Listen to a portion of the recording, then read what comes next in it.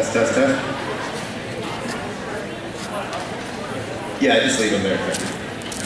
All right. Get ready to get rolling here.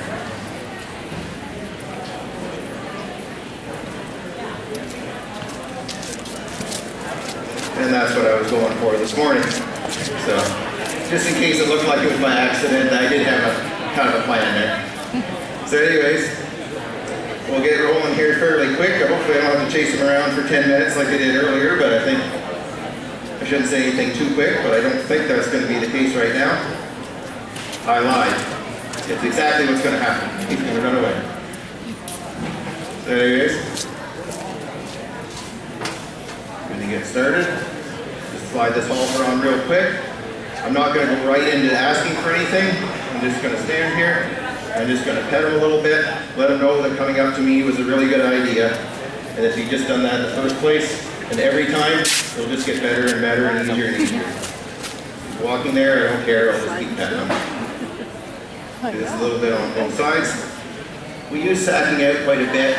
We maybe sack out with a tarp or something scary, saddle pad, whatever. But you can do a lot of it with your hand too, just rubbing them all over. It does the same job. Obviously the scarier thing aims help them get quieter and quieter, but this does too. I'm going to touch the cinch area, he wasn't too bad about it. There we go. So I'm happy with that. I'm just going to try to lunge him just a wee bit here. That was a little bit more fluid than it was this morning. If he gets stuck, I just keep light pressure on the lead until he goes. And there he goes. Yield the hind end. Pet him for doing that. Gonna send him the other way.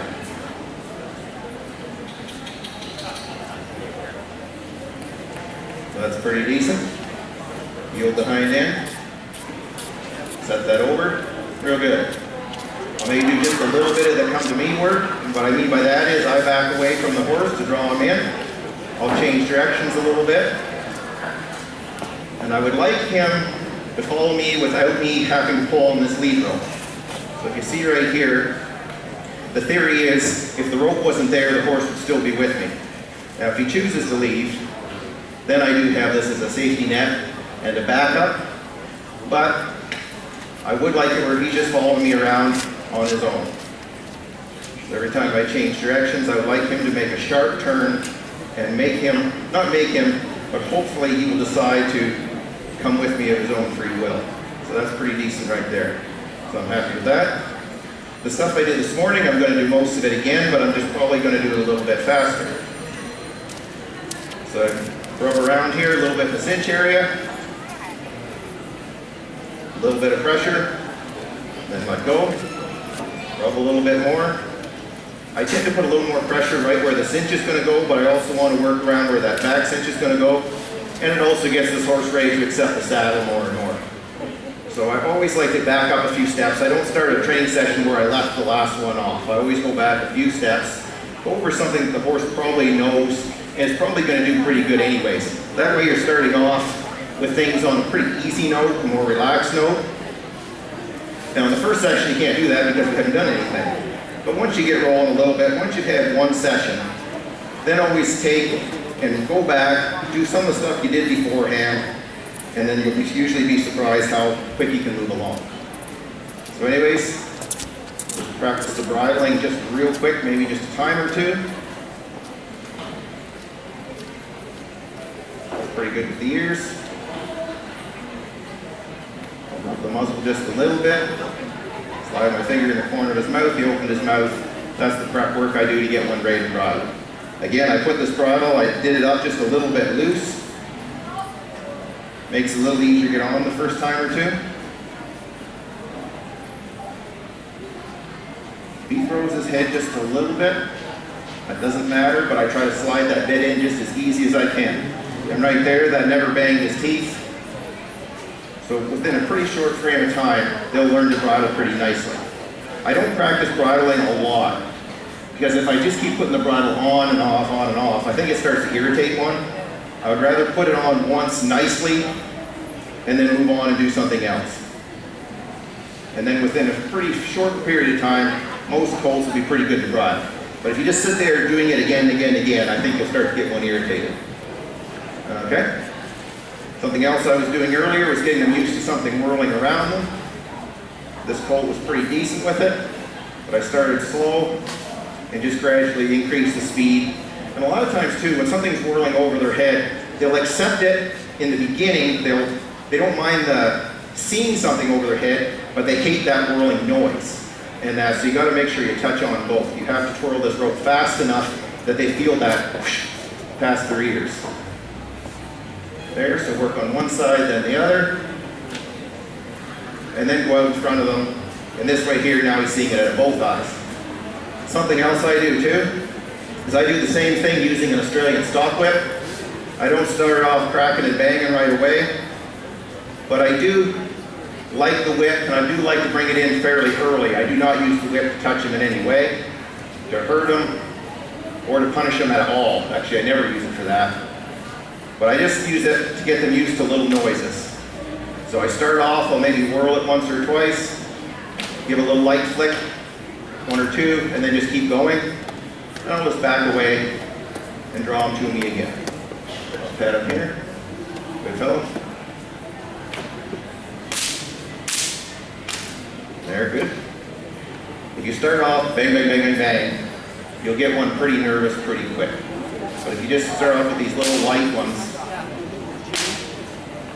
most of them will accept it. There is the odd horse that's really, really bothered by these things. If you get one of those, it's not that I still wouldn't do the work with them, but I wouldn't insist that they learn it in the early stages. So again, I'll just keep going back to this, make a little more noise, a little more noise. So that's okay. And again, I'm not going to stand here and crack this thing until he's annoyed with me, but I'll do it just until I feel that he's accepted it to some degree, and then I'll move on and do something else. Now he's walking, so what I'm going to do is ignore him. I'm going to have him actually following this whip around.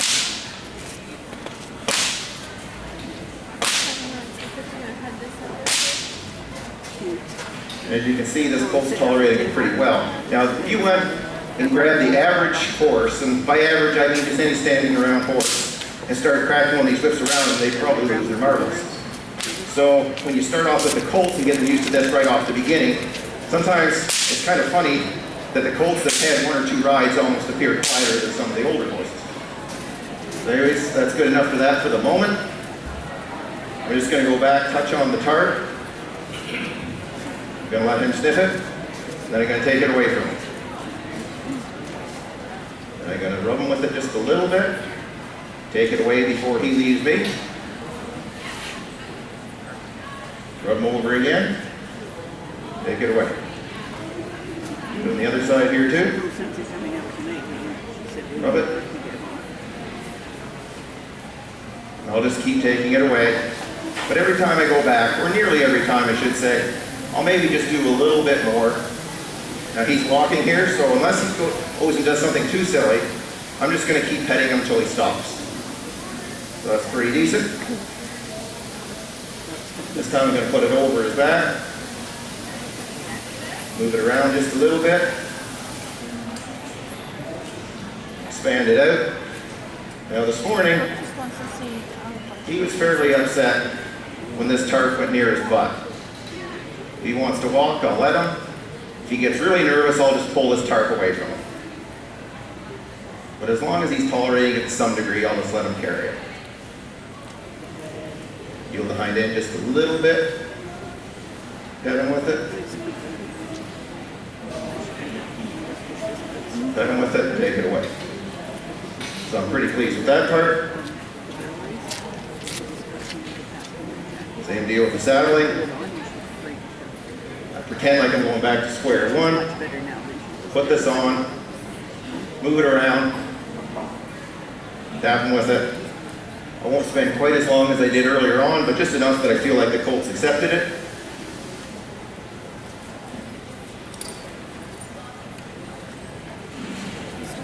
Yield that hind end away. Bring him back to me.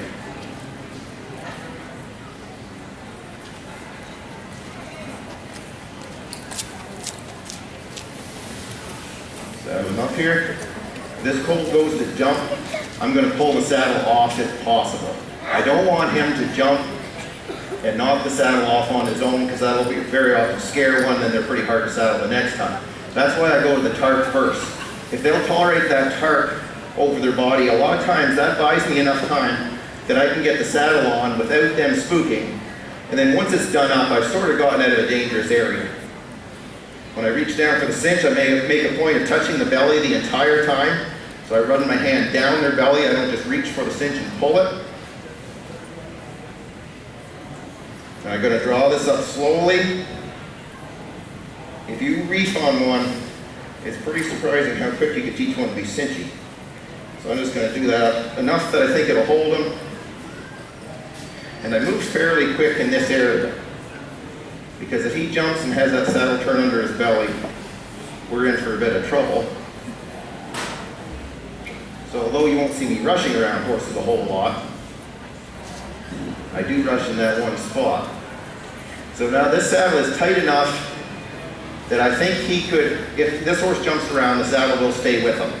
But it's not as tight as I would need it to be to ride. So I'm just going to let him go around a circle or two at a time and tighten the cinch when he does it. And like I mentioned this morning, sometimes I tighten this back cinch one notch tighter than I would actually ride with. And the theory behind that is, if he's going to react, I would rather he reacts when I'm standing down here instead of sitting on top of him. So putting that saddle up, that back cinch up, that one extra notch, will very often, if they're going to buck, they'll do it now instead of later. But if you'll do it slow enough, like I'm trying to do here, then a lot of times they won't buck at all. You got a little stuck there, but that's not the end of the world. Get on.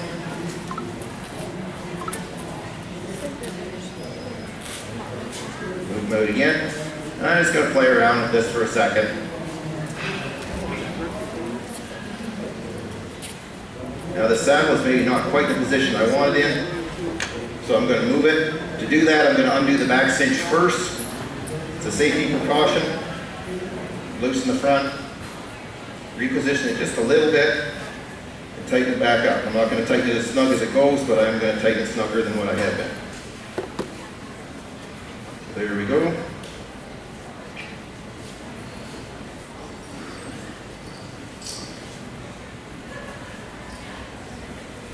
If he wanders off a little bit, to be quite honest, I don't lose much sleep over that. So when you're doing this, you can go along and try to make every step picture perfect, and that's fine, but I find sometimes with myself, when I've done that in the past, I've gone and I've been too worried about little stuff, and I've been micromanaging. I've maybe micromanaged my horses when I didn't have to, and a lot of these little problems tend to disappear if you just keep on moving along. Now, I'm not saying skim over things, but with the colts, they have to figure some of this out on their own. So I don't have to hold his hand every single step of the way for every little thing. Okay, so he's walked around me. Now, I'm going to put on this longer line just to get him to step up and move out a little faster. Again, I don't tend to just let them go. When I ask these horses to go a little faster, I take and I have the long line on them. If they were to jump and carry on, that's not the end of the world, but I would try to stop them if at all possible. This way here, if they never have a bad experience, it makes this process a heck of a lot easier on me and the horses. So again, I'll maybe try to get this horse to trot. I can use this so I can get my flag on the stick or a little crop or something.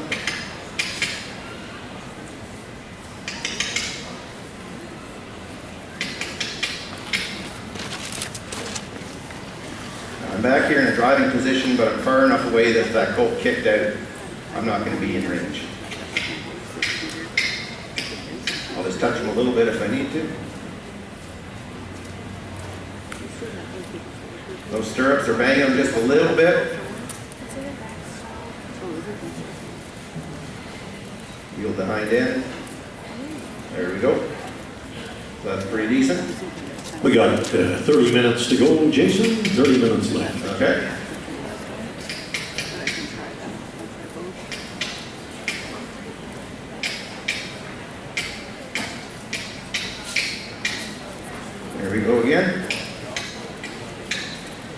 Now he's traveling pretty relaxed, I think, for a colt on the second saddle. I shouldn't say anything until I see that at the lope, but there he stopped on command as well by yielding his hind end, which is what I was after. So I'm going to snug this up one more and just see where we're at.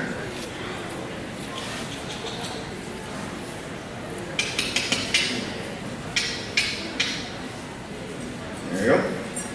Now, this time I would like him to lope.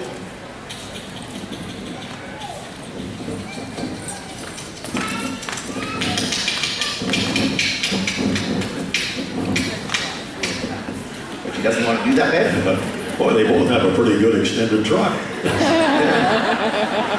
Which one is Papa? Why was I not hired for the dressage? I'm just doing double time here. All right. We've done the part where Jason did more work than you. Yeah. Up we go. There you go. Let's see if I can yield his hind end. Never mind, we're not going to see if I can yield the hind end. Sure you can. There. That's pretty decent. So again, when something goes right, I tend to pull my horses into me and then pet on them a little bit. Let them know that that was what I wanted. Now, if you have a really pushy horse, it's a little bit spoiled, I maybe wouldn't suggest that as much because you could teach them to get a little bit too pushy. But with one that hasn't been worked with as much and has good manners, or doesn't have no right from wrong, then bringing them in kind of teaches them that I'm their friend.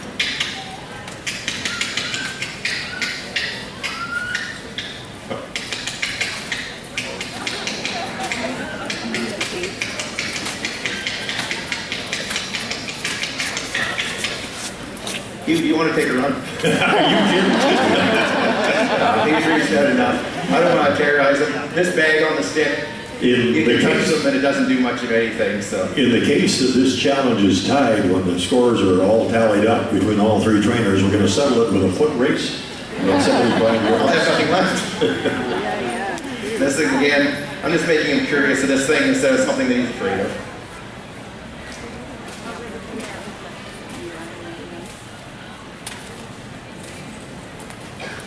So again, he's coming to the scary thing, therefore the scary thing isn't going to be scary much longer.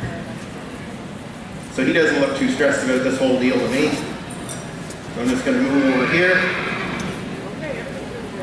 I'm going to switch things up a little bit.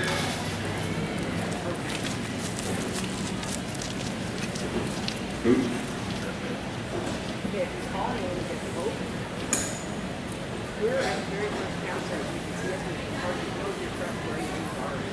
Snap these snapper reins on.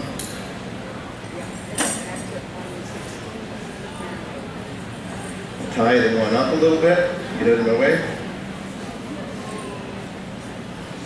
I'm just going to pull him in a little bit of a circle. I'll put a little pressure on the bridle. When he gives, I let go. You can teach one to steer. Usually pretty nice this way. It looks pretty simple. It looks like he's just leading, but I am pulling him with just a little bit here and there, just to help the cause. There. Do just a little bit on this side. Pull. He gives, I let go. It's actually easier to keep them in motion for this exercise. Now he's turned so sharp I can't get pulling on him, but there we go. Now he's crossing over in front a little bit. So I might teach him to spin before the day's out.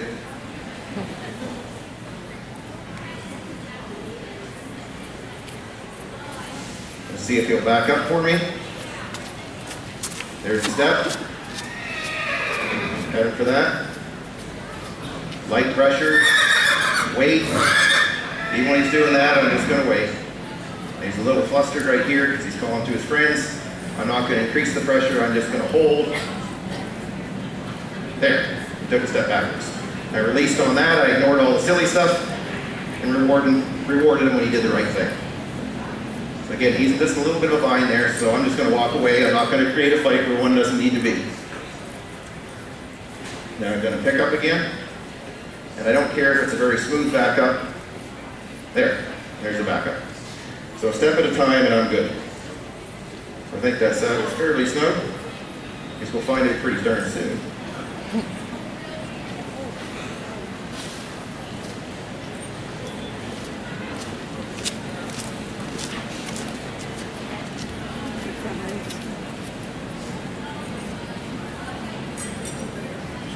here in the pet.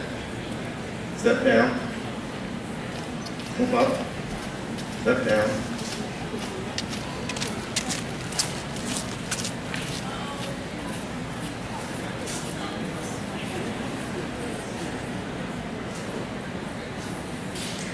Okay, I'm positive this is going to go really well.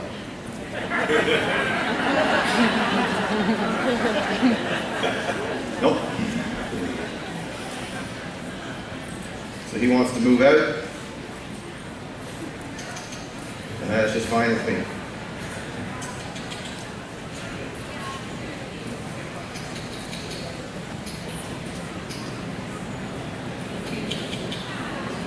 RHR Solano's Checks is his registered name. Interesting to see what kind of suggestions come up for a nice barn name for Blondie. Trigger. I would like to just keep him turning this one direction for a moment, but if he gets into too tight of turns, then I'll pull him out and head the other way. Sometimes they'll do what's happening right here. They just kind of walk in a little circle. In a way, you can create that problem yourself, because if you pull them in a small circle, you get better control over them. The bad part is they sometimes just sit there and pit and that. So sometimes you have to walk the small circle and then just gradually increase it, or pull them completely off and do something else. Like right now, I'm going to do something else. We're just going to go the other way. And we ended up back where we started. On the other hand, I can't be complaining too much because I'm still sitting up here. So now, another thing you could do when they get really stuck, and he's not really stuck, but we're just kind of wandering a little bit. You can increase the speed. So I don't want to increase it too much, and especially not in this type of fashion.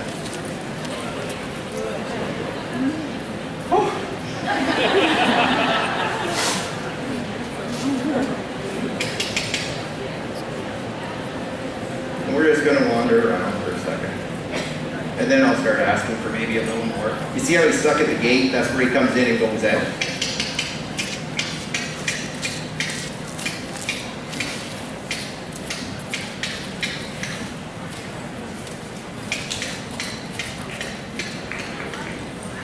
You folks are hard to impress.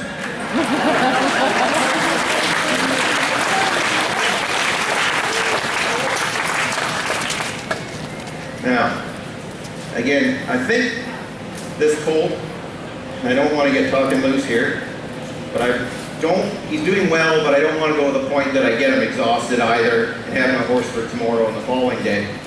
So what I would like to do if possible, I'd like to trot both directions for sure, and everything all willing will maybe lope a step or two each way. I don't care about distance, but I would like to get that. So I'm just going to go out here again. We trotted the one way. We'll maybe trot the other now.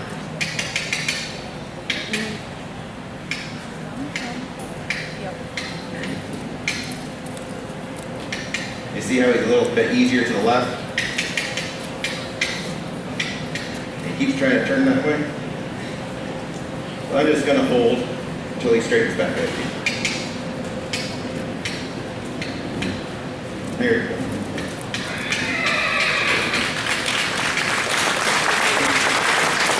Okay. That's pretty decent. So now, I'm just going to go forward.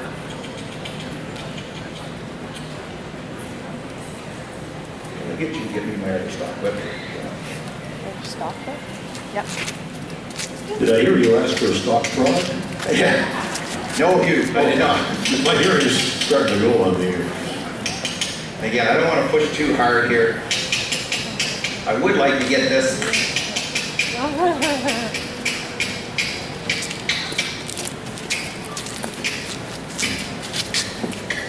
going to try to hit my own leg instead of the horse's. It hurts a little more, but I'll give him a little tap if I need to. I'm being fairly light with this. That gate is where we get stuck every time. Come on, bud.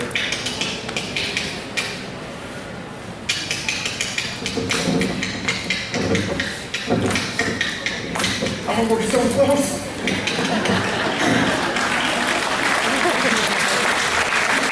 Once you've done this, you don't realize how tiring that is. That is the extended version of the extended trot. Right? Just in case you're all looking at that. But I feel for you. I know how you're puffing harder than the horse. I know. A few minutes of that. Okay. So this colt here, because I am just a little worried if I go too far too fast, that I might wear him out and have not a lot of horse for the rest of the thing. So what I'm going to do now, it's like I mentioned in the first session, when your horse is a little tired, that's an excellent time to work on scary stuff because they don't want to get scared anyways. And so I bet you didn't know it, but you all volunteered to help me. And so what I'd like you to do, if the folks in this stand could clap at about just a medium mid-level, that'd be okay. Okay. And if you folks could make them look a little bit sad, do it a little bit louder. And then if you folks could just really let it hoot and holler.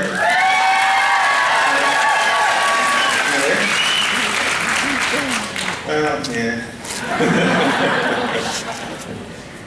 Okay, now. Oh, I don't want y'all feeling left out.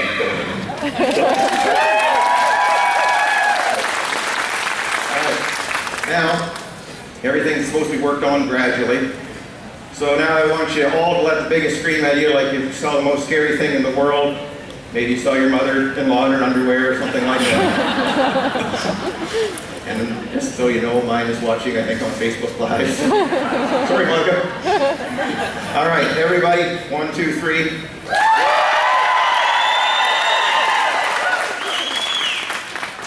He's good with it. So anyways, again, I don't want to stay. Oh, go ahead. No, I'm just going to say this is great because all the people up and down the halls that can't see what's happening think you're doing something really special. I hope those other 2 trainers or someone just hear the crowd. I'm going to pick up real soft on this colt's mouth and just rock the bridle, and he takes a step backwards, and I let go.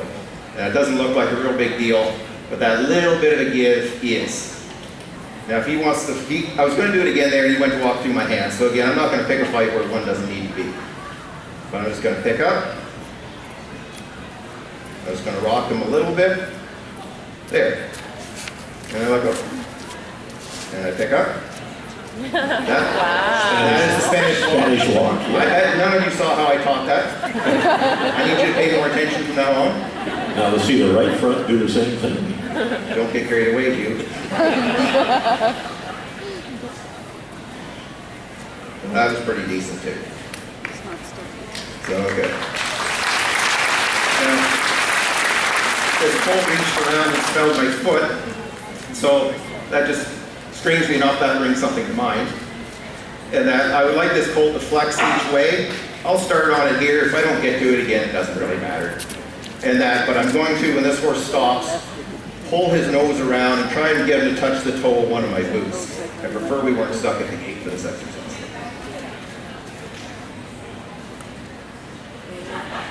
Bring him around. Oh, wait till we stop.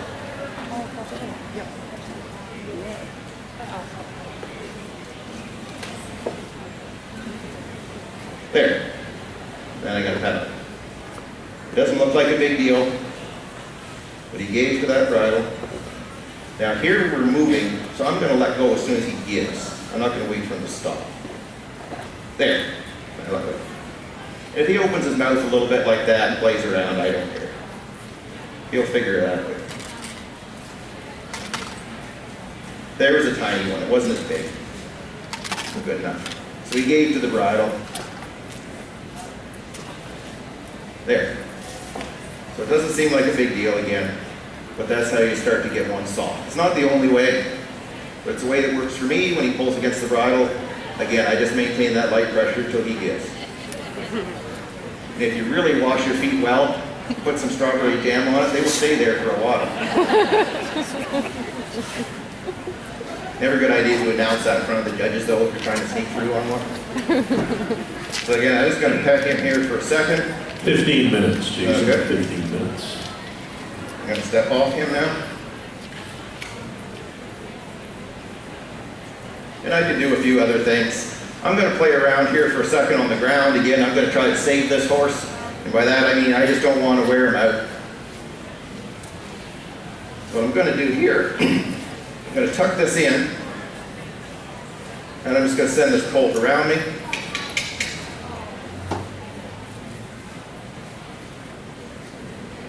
And I'm just going to ask him to lunge while carrying this. And it might look a little bit unorthodox, but this is something else that gets them used to dragging things. It's so light it isn't going to hurt them. And he gets used to something flapping around him. And later on, if you want to ride your horse, maybe wear a rein slicker or something like that, it'd be a lot easier if you'd done this first. Now, I haven't tied that tarp on there. If he was to jump right now and get scared, I just pull and away it goes. And this horse never had a chance to get too upset. So just because you start something doesn't mean you need to finish it. So sometimes I'll get going on something and all of a sudden it might seem like I fled off on another topic. But I'm trying to read this horse the whole way along. I am not stuck on any one thing. Something where we are, I ride a lot of colts that we raise, and I also ride a lot of horses for other folks, and I have quite a cross section. I might be on a pony, and then I might be on a fox hunter, and then I might be on kind of what you would consider your standard quarter horse. So we have a lot of styles, a lot of types, and I need to be able to adjust pretty fast to suit a pretty big variety of horses. So my program, I have a plan in mind, but it's a fairly loose knit one, and I'll change it in a heartbeat if I figure my horse will do better. So he's getting a little stuck, but I think that's partly just tired. What you can do there, pull him forward, or use this. I could flap this around. If he goes, I'm teaching him to lunge. If he stands still, I'm making him quieter. Either way, I come out the winner on this deal. It's sort of like going and playing a hand of poker where you already know what everybody has. So that's pretty decent. Now what I can do here,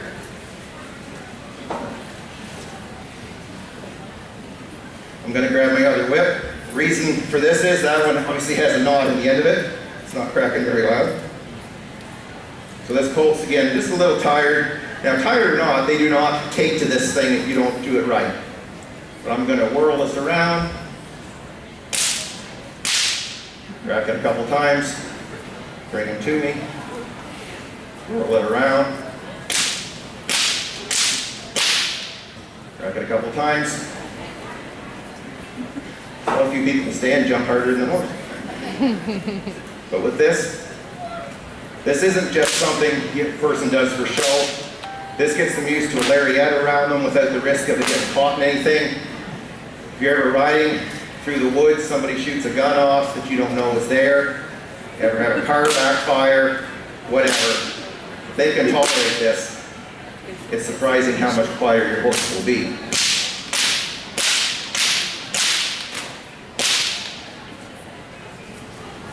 And again, if you pet them a little bit every time, after a while when you start cracking this, you might not believe it, they start to learn that that's basically the recess bell. You crack it, you see your horse, and they let down and relax because they don't associate this noise with any fear whatsoever once they understand this. So again, what I do on the ground, I then want to switch over under saddle, and this colt, if he was to try to run when I get on and start cracking this whip, great, he learned to run. If he stands still, great, he learned how to accept the whip cracking.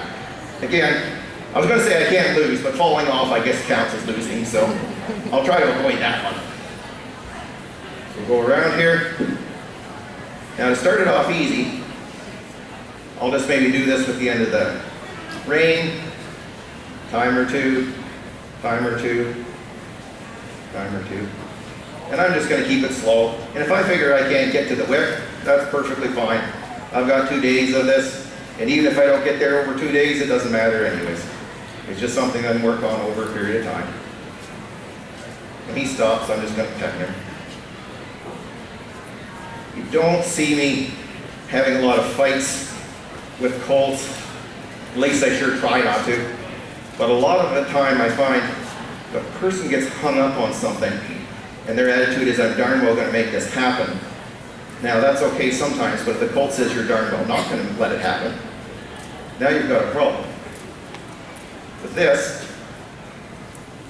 I can truck along, take him to where I feel what he can handle, show him what he can handle.